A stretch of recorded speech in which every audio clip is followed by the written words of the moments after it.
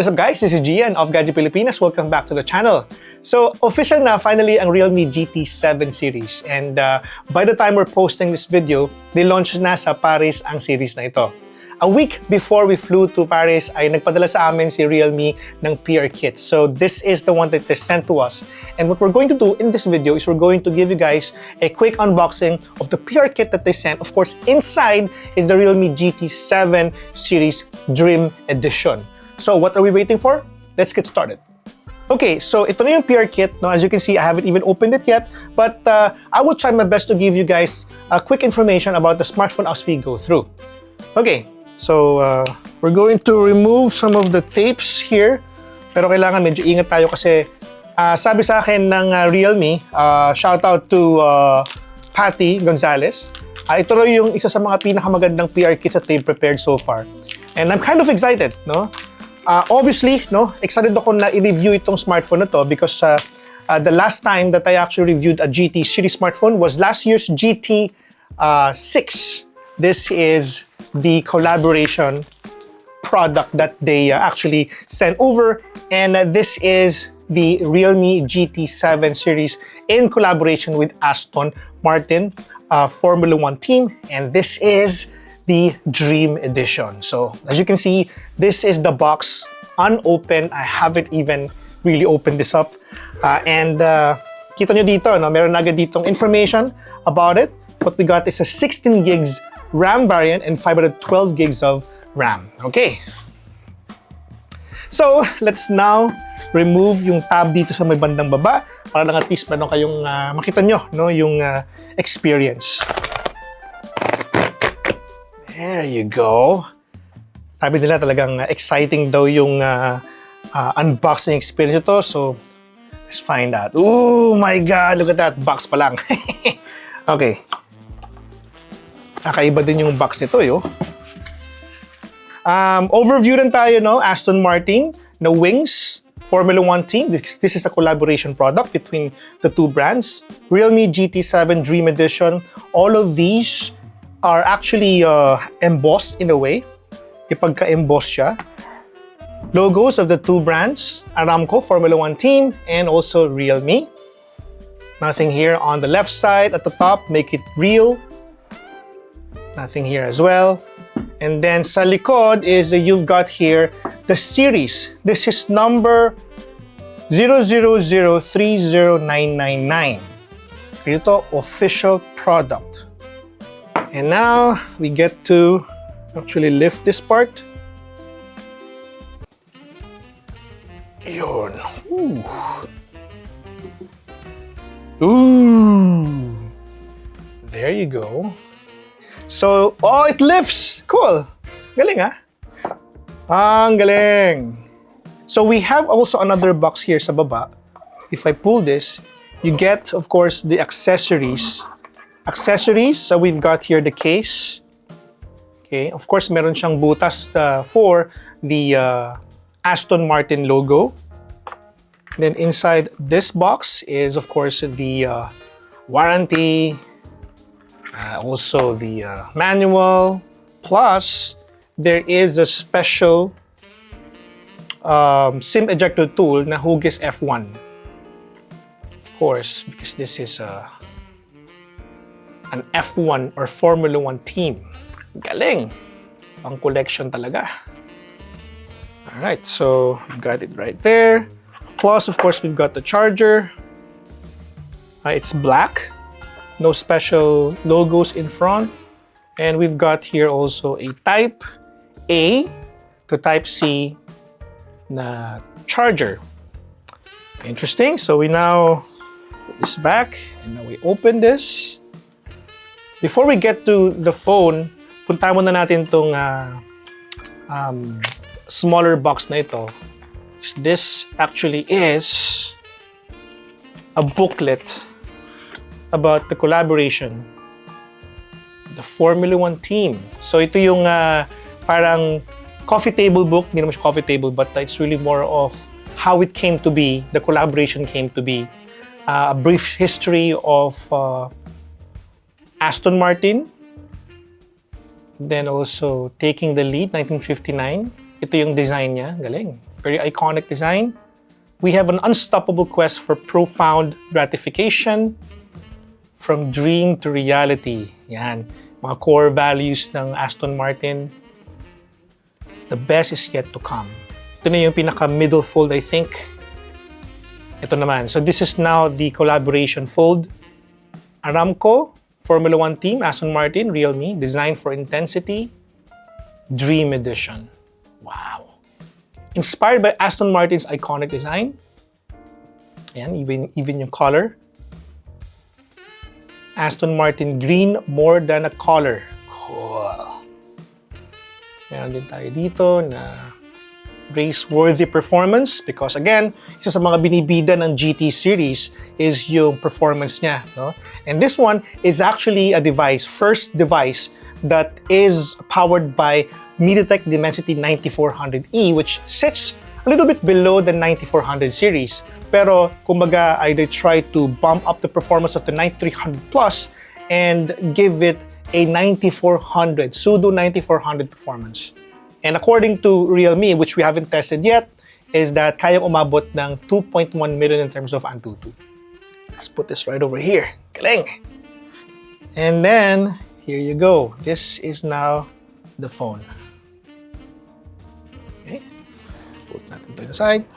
So let's now remove the cover. Wow, look at that. I will remove this part because... So this is... As you can see, yung kulay, no? And my gosh, yung wings dito na parang aerodynamic style, it is laser etched as far as I know. Plus yung logo ng Aston Martin is really in that iconic silver logo. Tapos, this is actually graphene. This is the first smartphone to actually sport a graphene back panel, which helps the phone in terms of making it a little bit cooler, especially if you're using it to play games and even shooting videos. So props to realme for actually doing this kind of collaboration because it just shows that, that they're committed to innovating and being the first smartphone brand rather to have this kind of technology is actually a good thing. Also good for consumers. Ito yung kanyang sleep and wake button plus the volume rockers. Plus we've got a speaker at the top as well. Plus microphone and also I believe this one is an IR blaster. Left side, nothing. You've got another set of speakers at the right side plus the Type-C port. And of course, we've got here the SIM tray. Now as for the SIM tray, let's go ahead and check out if yung SIM tray niya is, dual SIM ba siya? Or is there a provision for a micro SD card? We will know. Okay. There you go. So this one can actually house 2 SIM cards. There is no way for you to actually put a micro SD card on this device. Again, this is the design of the smartphone. If we put the case on, which I believe is really nice looking, Kevlar-like design. Ang ganda, oh. Grabe. Oo, may pagka-Kevlar rin dating niya.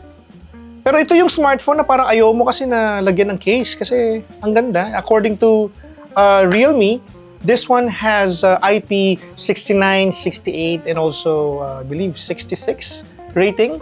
So, you're pretty much well covered. But then again, if you don't want to feel the graphene cover while you're playing the game and you just really want to protect your smartphone, maganda na, takpan mo na lang siya, no? Para lang at least hindi ka masyadong kabahan, especially for this kind of device kasi this is a special edition. Now, whatever you are actually seeing here is basically what the Dream Edition is like, but internally ay parehas lang siya sa Realme GT7. So parehas lang siya. So just so you know, no, walang pinagkaiba yon.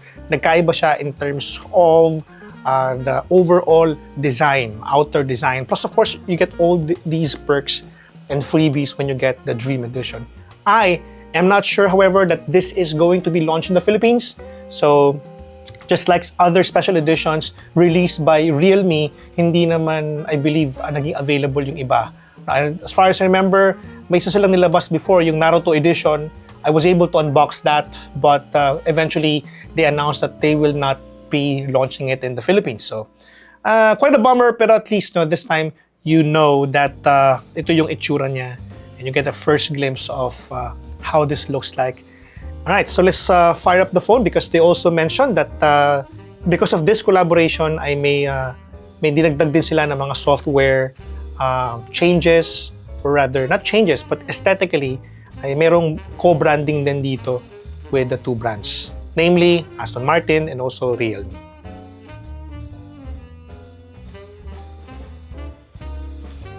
Ayun na nga, no? Aston Martin, Aramco. And you're now here at this particular part of the setup process. Siyempre, Philippines tayo. Philippines! So there are a couple of things that you need to know about the Realme GT7 without giving you my full review. This is not even a quick review, no? But number one is that, as I mentioned earlier, this one is powered by MediaTek Dimensity 9400E. This is the first smartphone to ever sport that chipset. And number two is that this one has actually 7,000 milliampere battery, which is really a lot. No? Maraming, I believe, meron namang mga smartphones that can go that much. No? Pero at 7,000 milliampere, they're even promising that you can charge to 50% in just 15 minutes. Full charge, I believe, for only 30 to 40 minutes. And that is a huge benefit, especially for those of you na sobrang valuable ng time. Okay? And again, in this particular case, collaboration between the two brands, as I mentioned earlier, baka hindi labas sa Pilipinas ito, but again, here, we've got here the device. Now, as I mentioned earlier, yung kanyang design ng itsura ng kanyang software ay very Aston Martin, no? Ayan siya, mga icons. It's also in green colorway because of the collaboration. If you choose this particular theme, automatic, no? Yan yung itsura niya, no? Let's go and search for theme. Okay, theme. Yon. So, Aston Martin, there's only one theme particular to the collaboration, but you have the option to also change it to however you like. So you can also download a few more kapag in-open mo yung theme store. Okay. In terms of camera, let's go ahead because this also promises quite a lot. Also in terms of template, if I take a photo, meron ka ding option ng kanyang watermark. Meron tayong watermark na 2 custom watermarks. For the Formula 1 team, you can change the color as well to black if you want to, which is my preference. And then, pwede rin naman na ito, gamitin mo, but it kind of covers almost the whole of the photo. But that's okay. You can choose parameters as well kung ano gusto mo. Like here sa baba, 67mm, f2.6. Date and time, pwede rin naman if you want. But I prefer the parameters. Ayan. And there's also another one. May pangatlo pa pala, which is on the right side. We've seen similar design on the Realme 13 Pro Plus 5G, which I actually used when I went also to Paris, like 2 months ago. And it's nice that I get to go back there and using a different device. So also from Realme. Okay. So, yun ang ating preference. Let's just use this one. And let's take a first ever sample photo. And let's use my Gundam right over here. This is just a very basic Gundam. There you go. Yan siya. Madumi siya, kitang-kita. Let's try to zoom a bit more. Zooming is up to 20 times. Ganda ng stabilization.